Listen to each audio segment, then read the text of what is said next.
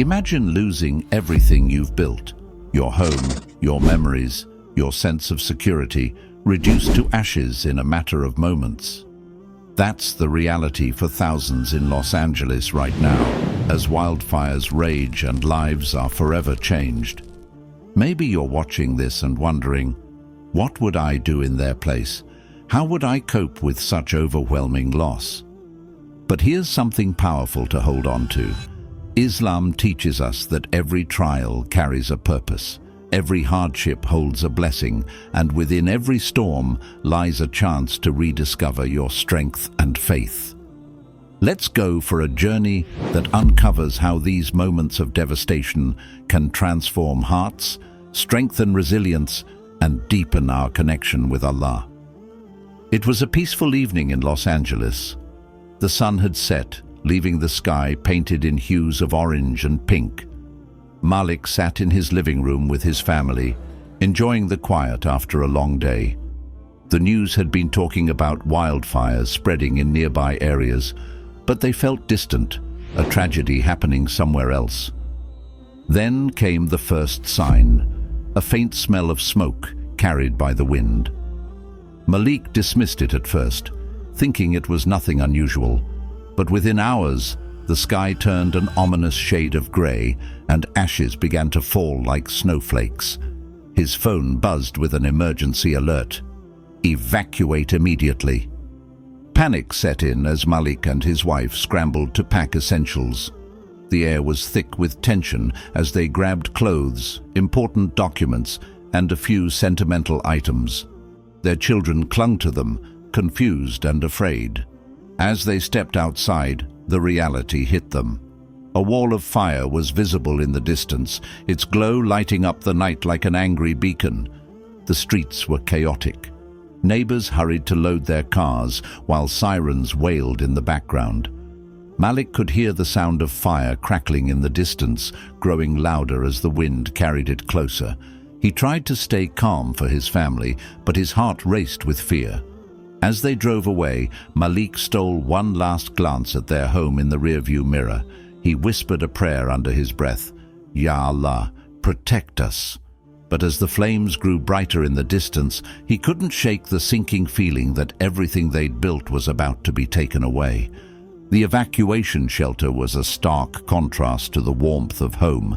Rows of cots filled a large, sterile gymnasium, and the air was thick with a mix of exhaustion and fear. Malik sat in the corner with his family, clutching his youngest child, as his wife tried to comfort their older one. His children's tears were a constant reminder of what they had left behind. It wasn't just the physical loss of their home that weighed on Malik, it was the memories attached to it. The walls where his children's growth was marked, the dining table where they shared countless meals, the prayer mat where he stood in sujud during both joyful and trying times. It was all gone, reduced to ash and rubble. The realization hit him like a wave, leaving him breathless. He looked around at the other evacuees. Some were crying softly, others sat silently, staring into the distance. A man nearby was on his phone, breaking the devastating news to his relatives. Everywhere Malik turned, he saw despair etched into the faces of strangers who, like him, had lost everything. Malik's mind began to spiral. Why? Why would Allah allow this to happen? He had always prayed for protection, made dua for his family's safety, yet here he was, homeless, lost, and uncertain of what tomorrow would bring. Doubts began to creep in, unspoken but heavy. Had his prayers been ignored? Had he done something to deserve this?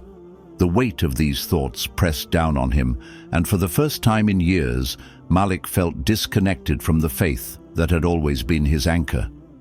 He tried to focus on his dhikr, but the words felt hollow. The calamity seemed too great, the loss too overwhelming. Malik found himself on the verge of breaking, unsure of how to make sense of it all. That night, as his family finally fell into a restless sleep, Malik sat awake, his head in his hands. The gym lights buzzed overhead, and the distant sound of someone crying added to the emptiness in his chest. He felt utterly alone, carrying the weight of his family's pain and his own unanswered questions. Is this a punishment or a test? Am I strong enough to bear this? The questions lingered in his mind, unanswered, as Malik sat in the dark, searching for meaning in the midst of chaos. The next morning brought little solace. The shelter was still filled with the quiet hum of sorrow as families processed their loss. Malik's exhaustion was palpable, but he forced himself to get up and check on his children. His youngest clung to his leg, still too scared to speak, while his older child sat silently, clutching a small toy they had managed to bring along. The sight broke his heart. As Malik walked through the crowded gymnasium, he saw devastation reflected in the eyes of everyone around him. But amidst the despair, something unexpected caught his attention. A young boy, no older than 10, was sitting with his family. They too had lost their home, but the boy was smiling. In his hands was a sandwich, perhaps the only meal he had, and he was breaking it in half to share with an elderly woman sitting beside him. Malik stopped, struck by the scene. The boy had so little, yet he was giving freely, without hesitation. The elderly woman looked at the boy with tears in her eyes, whispering words of gratitude. In that moment, Malik felt a pang of recognition. The boy's generosity reminded him of a hadith he had learned as a child. The best of people are those who bring the most benefit to others. Tirmidhi. Malik began to notice other small acts of kindness around him. A man was distributing bottled water to families who hadn't been able to bring much with them. Another woman, whose own loss was evident, offered a comforting embrace to a mother crying over her child's illness. These simple, selfless acts lit up the otherwise bleak environment like tiny beacons of hope piercing through the darkness. It was as if Allah was showing Malik that even in the midst of calamity, there was beauty to be found in humanity. These moments of kindness were reminders of the mercy and compassion that Islam calls upon us to embody, especially in times of hardship. As Malik returned to his family, his heart felt lighter for the first time since the fires began. He sat beside his wife and whispered, "We're not alone in this. Look around us. People are helping each other, even when they have nothing. Maybe this is how we're meant to get through this." His wife nodded, her own eyes welling with tears. The small gestures of kindness they had witnessed didn't erase their pain, but they offered something invaluable: hope. For the first time, Malik felt a flicker of faith returning to his heart. He realized that hardship doesn't diminish faith, it reveals it. That night, after a day filled with both pain and small moments of hope, Malik found himself alone in the shelter's quiet corner. His family had finally fallen asleep, their exhaustion overpowering their fears. The gymnasium was dimly lit, the buzz of fluorescent lights humming in the background. Despite the stillness, Malik's mind was far from calm. He replayed the events of the past few days, how quickly life had unraveled, how powerless he felt to protect his family. Doubts still lingered in his heart. He thought of the prayers he had recited every night for safety and protection, wondering why they hadn't shielded him from this calamity. In his search for solace, Malik reached into his bag and pulled out his worn Quran. It was one of the few items he had managed to grab before evacuating. He opened it randomly, hoping to find comfort in its words. His eyes landed on a familiar verse. "For indeed with hardship comes ease. Indeed, with hardship comes ease." Surah Ash-Shah 94, 5-6. The repetition of the verse struck him deeply, as if Allah himself was speaking directly to his heart. Malik read the words again and again, letting their meaning sink in. The trials he faced were not punishments. They were tests meant to strengthen him, to remind him of the resilience and faith he carried within.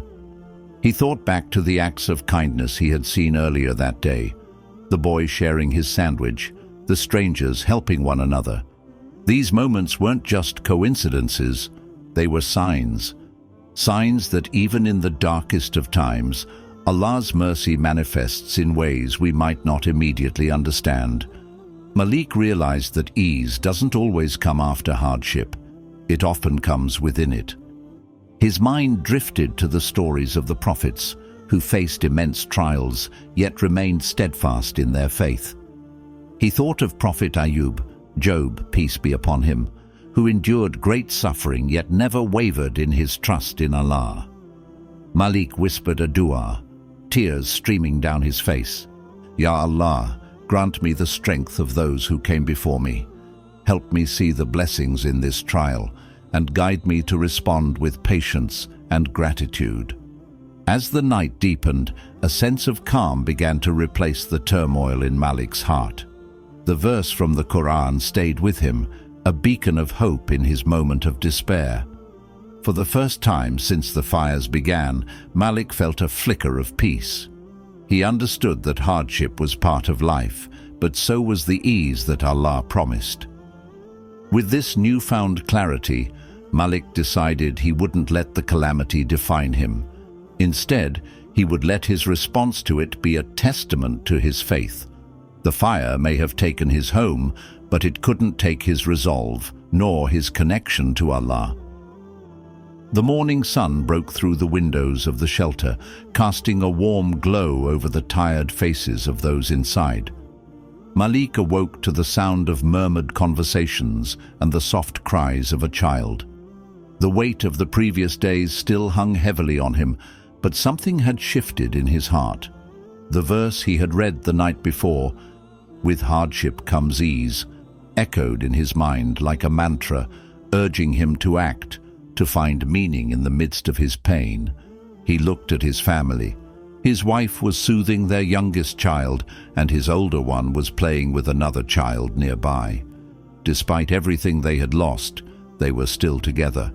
That realization brought Malik a sense of gratitude he hadn't felt in days. He closed his eyes and whispered, "Alhamdulillah." Determined to move forward, Malik decided to focus not on what he had lost, but on what he could give. He noticed a group of volunteers organizing supplies in the corner of the shelter. Without hesitation, he walked over and offered to help. At first, the tasks were small, sorting food, handing out blankets, but they filled him with a sense of purpose he hadn't felt since the fires began. As the day went on, Malik began to see the shelter in a new light. It was no longer just a place of loss and despair.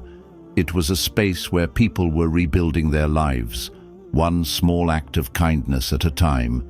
He met a man who had lost his restaurant but was now cooking meals for the evacuees.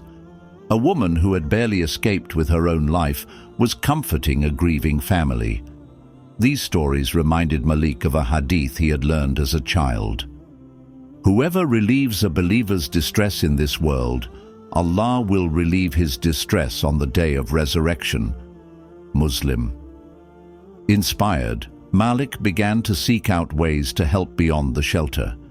He joined a group distributing food and supplies to nearby neighborhoods that had also been affected. At one stop, he met an elderly man who had lost everything. The man's eyes welled up with tears as Malik handed him a box of essentials. "May Allah bless you," the man said, his voice trembling. Those words stayed with Malik. He realized that in helping others, he was not only easing their burdens, but also finding healing for his own heart. Each act of service brought him closer to Allah, as though he were rediscovering his faith through the very hands that offered help. Later that evening, Malik gathered his family for a moment of prayer. They sat together on a makeshift mat, surrounded by the hum of the shelter. As they raised their hands in dua, Malik felt a profound sense of connection to his family, to the community around him, and to Allah. He prayed for strength, for guidance, and for the resilience to face whatever lay ahead. In that moment, Malik understood something he hadn't before. True strength doesn't come from avoiding hardship. It comes from trusting Allah's wisdom and finding purpose within the trial. He saw the fire not as an end, but as a chapter in his journey, a test that had the power to shape him into someone stronger, more compassionate, and more faithful. As the night fell, Malik reflected on how far he had come in just a few days. The despair that had once consumed him had been replaced by hope, not because his situation had changed, but because his perspective had. He realized that Allah's promise of ease wasn't just about relief from suffering, it was about the blessings hidden within the struggle itself.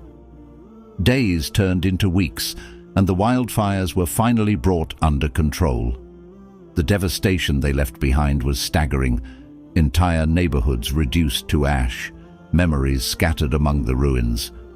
Malik's home was among the many lost, and yet, as he stood on the charred remains of what once was, he felt a strange sense of peace. The Malik who had evacuated in fear and despair was not the same Malik who stood here now.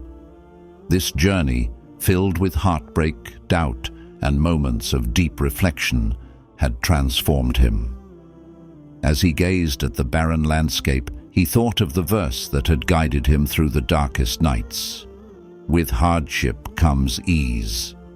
94:6. Malik reflected on everything the fire had taken, but also on what it had given. It had stripped away material possessions, but it had revealed the strength of his family's bond, the resilience within his heart, and the unshakable power of his faith. He had seen the beauty of humanity in the shelter, where strangers became a lifeline for one another. He had found healing in helping others, discovering that service to others was a form of worship. He remembered a lesson from the seerah of the Prophet Muhammad.